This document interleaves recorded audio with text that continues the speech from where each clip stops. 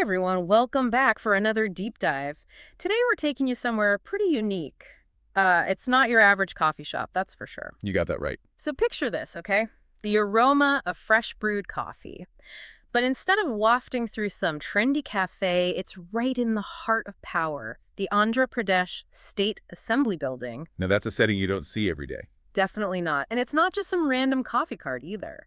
We're talking about a stall run by the Girijan Cooperative Corporation, the GCC, selling Araku coffee grown by tribal farmers in the Araku Valley. Yeah, Araku Coffee. And that location inside the assembly, that's not by accident. It's a pretty powerful statement. Oh, totally. It's like shining a giant spotlight on tribal economic development. You can't miss it. Right. It keeps the issue front and center, a constant reminder to those lawmakers about, their commitment to supporting these farmers. Okay, so let's back up for a sec and talk about Araku coffee itself. It's got this reputation for being high quality, a unique flavor profile, not your everyday coffee. Definitely not your average cup of joe. But the farmers who grow these amazing beans, they've been dealing with a big problem for years. Middlemen. Middlemen. It's such a classic story of exploitation, isn't it? It is, unfortunately. Buy low from the farmers, sell high in the cities, leaving the farmers with barely anything. It's a huge barrier to economic progress for these tribal communities. And that's where the GCC stall comes in, trying to change that dynamic. Exactly. By buying directly from the farmers, the GCC makes sure those farmers get a fair price for their hard work. Right. More money stays in their communities, contributes to their upliftment. And it's a model that's gaining popularity across industries, not just coffee, handcrafts, agriculture, you name it. Cutting out the middleman, it's empowering, both for the producers and the consumers who want ethical, high-quality products.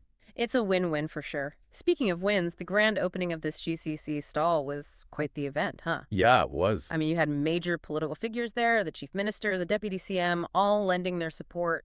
Yeah, their presence alone speaks volumes, right? For sure. It shows this initiative has serious backing, political will behind it. And it's not just symbolic. Having high-ranking officials there, that kind of support can lead to resources, policy changes that can really benefit those communities. And get this, the chief minister actually brewed and served coffee at the event. I mean, how often do you see that? Right. Not every day your chief minister is playing barista, but it's a really powerful gesture.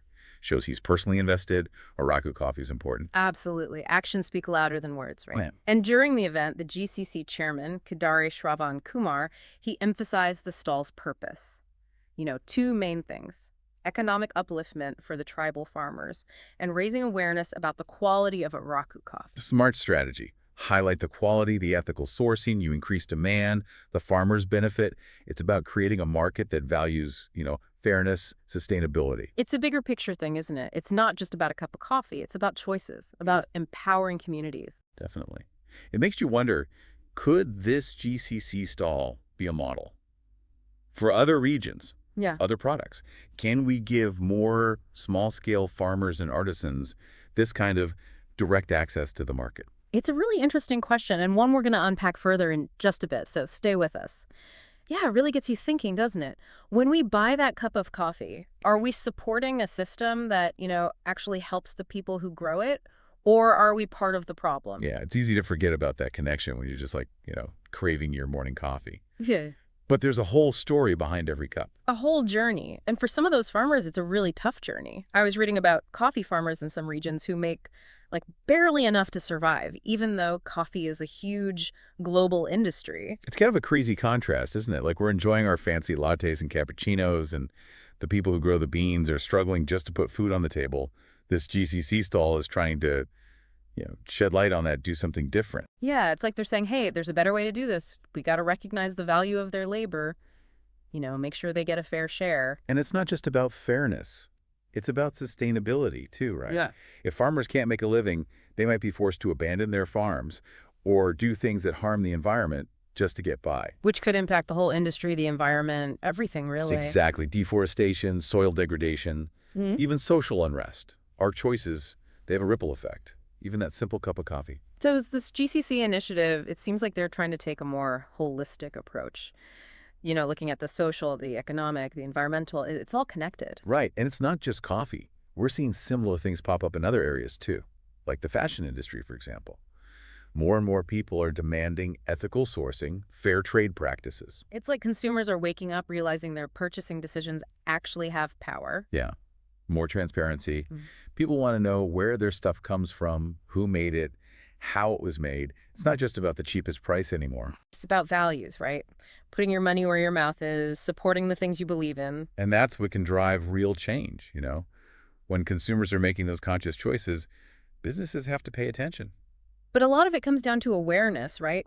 People need to know the stories, the impact of their choices. These kinds of initiatives are crucial for, starting that conversation. It's not just selling coffee, it's promoting a different way of thinking about what we consume. And it's bringing people together. Politicians, farmers, everyday coffee drinkers, all kind of united by this idea. It shows we're all connected. Even small actions can make a difference. I like that. Like a little microcosm of a better world, brewing one cup at a time. That's a good way to put it. But this whole story also has this, political angle too. We talked about how the chief minister and other officials were at the grand opening. Yeah, very public show of support. But some people are saying it's just a PR stunt, a way to score points with voters, especially tribal voters. That's definitely a cynical view, but it's healthy to be critical, look at all sides. We shouldn't assume any government program is totally pure and altruistic. Right, you got to be discerning. But even if there are political calculations involved, does it really matter if the outcome is positive? Like if it actually helps the farmers and promotes sustainability, maybe the motivation isn't so important. Good point. Oh. The impact is what matters in the end. Mhm. And it seems like this is having a real positive effect. Farmers are getting fair prices, they have a voice, there's this sense of hope and empowerment.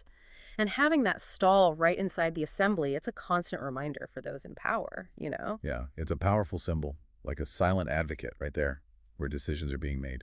So this whole situation, it kind of opens up this bigger discussion about the role of government, right? And promoting social and economic justice.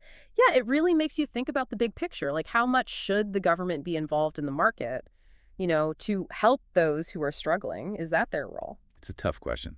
There's no easy answer. Some folks say, let the market do its thing, hands off. Others say the government has to step in sometimes, create a more level playing field, especially when certain groups are being left behind. And this Araku Coffee thing, it's a real-world example of that debate playing out, isn't it? Like a case study for government intervention. It is, yeah. Shows how targeted support, strategic partnerships, they can really empower communities, make things more sustainable. And it makes us think about our own role as citizens, too, right? Like, how do we hold our leaders accountable, make sure they're creating policies that benefit everyone? It's about staying informed, being engaged, demanding transparency, making sure they're truly representing all of us.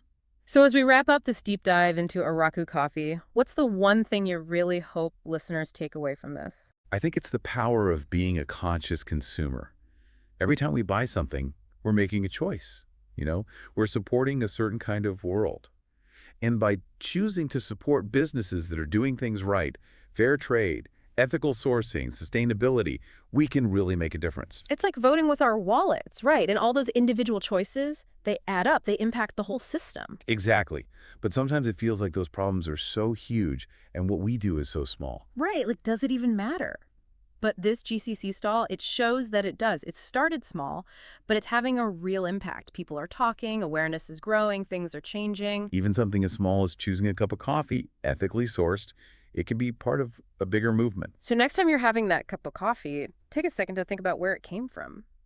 The journey those beans took, the people who grew them, were they treated fairly? Let that be a reminder, our choices matter. We have the power to make things better.